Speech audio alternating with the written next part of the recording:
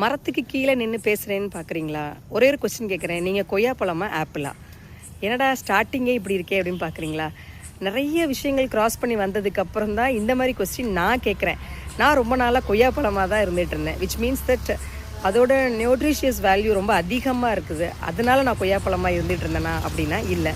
என்னோடய அவைலபிலிட்டியை நான் எல்லாத்துக்கும் கொடுத்துக்கிட்டு இருந்தேன். எல்லா நேரத்துலையுமே யாருக்கெல்லாம் என்னோடய அவைலபிலிட்டி தேவையோ அப்போ எல்லாமே நான் என்னோடய ப்ரெசன்ஸ் கொடுத்துக்கிட்டே தான் இருந்தேன். பட் ஒன்ஸ் என்னோடய ப்ரெசன்ஸ் அதிகமாக கிடைக்கிறப்ப நிறைய பேர் என்னைய தள்ளி வச்சு பார்த்தாங்க. அதாவது மரியாதை கம்மியாக கிடச்சிச்சு. ஸோ உங்கள் லைஃப்பில் இப்படி இருக்கான்னு பாருங்கள். ஸோ தட் நீங்கள் ஆப்பிளை நினச்சி பாருங்களேன். ஆப்பிளாகவே இருங்க. நீங்கள் ஆப்பிள் அப்படிங்கிறது வென் கம்பேர் டு கொய்யாப்பழம் பார்த்தீங்கன்னா நியூட்ரிஷியஸ் வேல்யூ கம்மி தான். பட் ஆப்பிள்ங்கிறது எல்லா நேரத்துலையும் அவைலபிளாக இருக்காது.